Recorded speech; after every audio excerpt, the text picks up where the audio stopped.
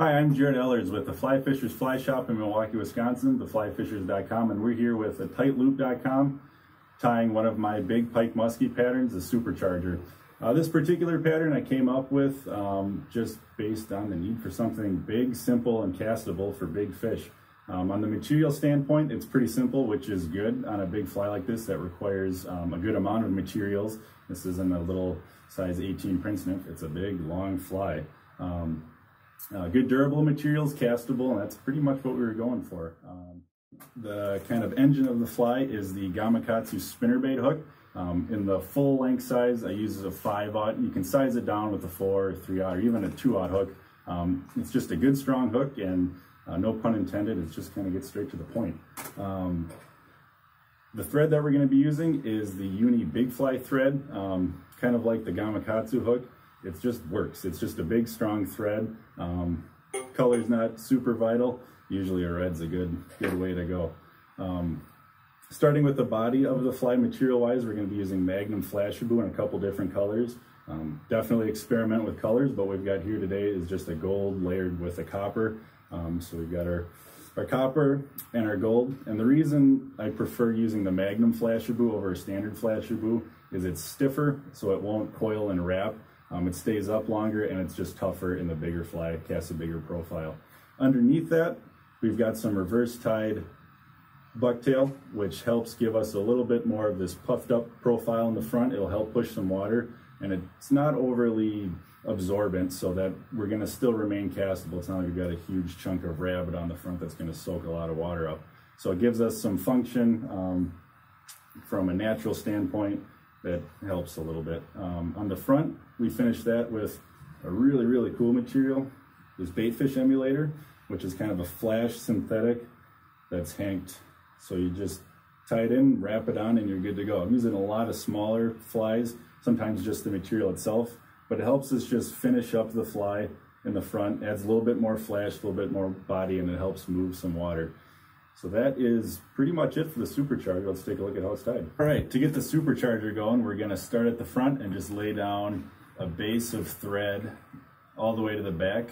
And the reason that we're doing this is to just give all these materials, as we work our way forward, something to grab onto so that they're not slipping around the slippery metal of the hook. So just do that quickly, trim our tag, and we're gonna start adding some materials. First, we're gonna lay down a pretty slim chunk of our Magnum Flashabou. We're just gonna alternate colors, so I'll start here with the copper. As you can see, don't need a ton. We're gonna layer this stuff, and less is more. Castability is the big issue with this fly here, so it'll look good when it's in the water. Claws or minnows are simple. This fly is simple. Simple can be quite good. So we're just gonna keep wrapping, and that is that. All right, now we're gonna tie in some bucktail in front of that. We're gonna reverse tie it in, so it's gonna be backwards to begin with, and then we're gonna pull it towards the other end of the hook, and that's gonna give us something for the rest of the Flashabou to lay down on. So I'm gonna take that and just kind of slide it over the parameter of the hook there and work it in as best I can. Then a couple loose wraps on the top just to grab some of the stray pieces of bucktail. Once we've got that all together, give a little bit of a tug just to get everything to splay out a little bit. Wrap that down. Then this just needs to be done quickly and efficiently. It doesn't need to be pretty in particular because it's all going to get covered up anyways. So I usually just grab my top half, bring that back, pinch it down with my thumb so that it creases the materials and it kind of starts to stay back a little bit. Then do the same with the bottom. And you're just going to kind of have to manipulate that bucktail with your fingers, get it all back, and then just start tying backwards to get it to stay where it needs to be. And usually, like I said, since this isn't going to need to be the most aesthetically pleasing part of the fly because it's getting covered up, I'll just start tying backwards to get it going. You can see there, you kind of see the profile that we're going for. And then I'll kind of pull a cheating move and pull it over the top of it instead of having to keep working it all the way back. We're just gonna sneak right to that, tie that down, and it's where it needs to be. And just kind of clean up some of this thread so we don't get any slippage. And we'll be on to our next chunk of Flashabou here. So big flies like this, you use a good amount of thread. You got a lot of stuff to cover up. That's why I try to keep it as simple as possible. Flies hopefully are going to go through a lot of teeth, so economical big flies are good flies.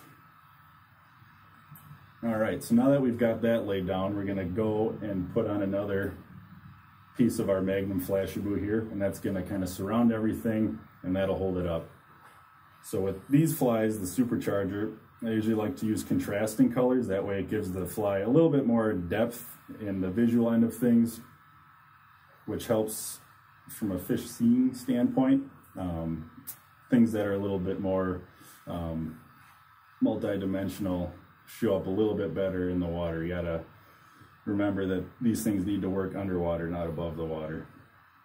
So just like the bucktail, I'm gonna kind of just surround my hook shank with as much of the material as I can, kind of in a 360-degree way, and then a couple loose wraps just to gather things. This is a pretty simplistic way of doing it, but like I said, and we'll say, that's all it really needs to be.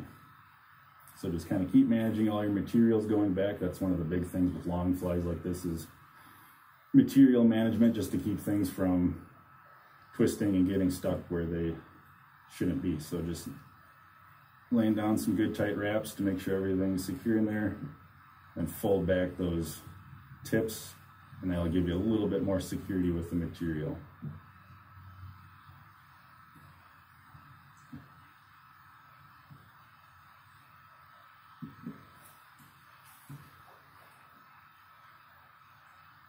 More thread wrapping, lots of thread.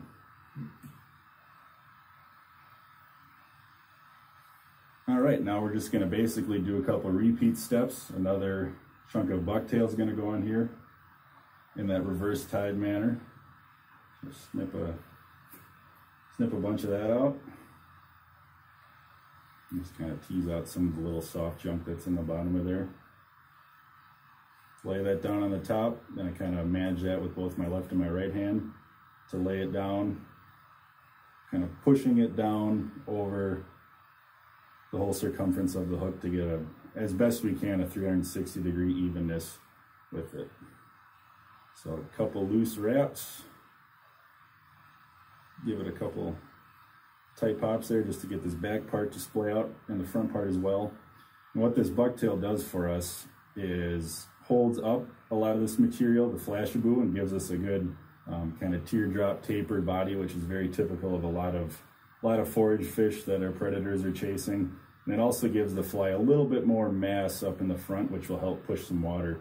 As fly fishermen, one of the issues that we have with what we fish with is that they're much quieter than a spinner bait or a crankbait with rattles and all that kind of stuff. So pushing water is a good thing, especially with fish like these that are hunting by vibrations and all that kind of stuff. So we'll start that, keep it clean, pull some materials back. There's always a few strays, and start wrapping.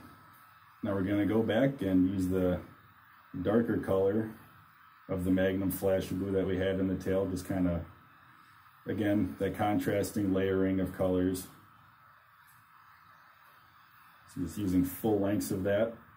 You can tie this fly in shorter lengths, it's just scale it down, use shorter pieces of it, and it makes an effective bass fly. It makes an effective big water trout fly. A lot of the Great Lakes trout, the big browns, some of the salmon when they're in the open water. All right, so now we can even kind of start to see just that general sort of shape that's starting to develop there, kind of that streamlined bait fish kind of a deal. Roll a piece of Flashabou. And then just quickly, 2 to 3 layers like this is about the max that you need. We got a little bit of room, so we're gonna lay down one more quick one. So just pop out some more bucktail. Then I'll hit my repeat button. Again, that second lighter color, laying everything around. Some loose wraps and tie it in. Now we've got our pretty much our whole body laid down there, and we're just going to finish the front up with some of our bait fish emulator. With this kind of stuff, kind of like tying a piece of rabbit tail in, because it's just kind of a hank material like that. I like to just trim a little piece off of the front there and keep some of that tag so that it gives us something good and solid to tie into. So just kind of get that in there. Secure it all in there. It's good and solid, and then progress our thread forward here. So that's all going to get covered up. So we're going to take our bait fish emulator here and then just wrap that forward and kind of finish up our collar.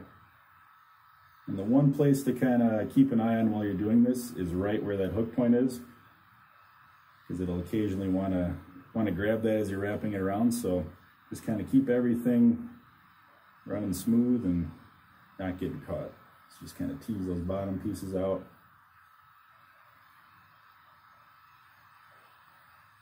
And just wrap away. Just some final tightening up, giving this front just kind of that clean taper to it.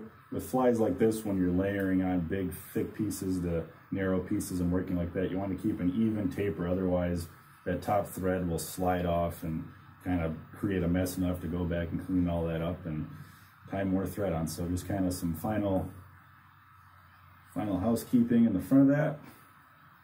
That's pretty much it. Hit it a few times with the whip finisher, some good strong knots. Durability is the good thing with flies like this.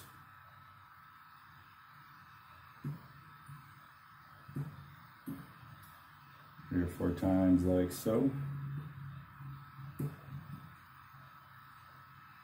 With the scissors.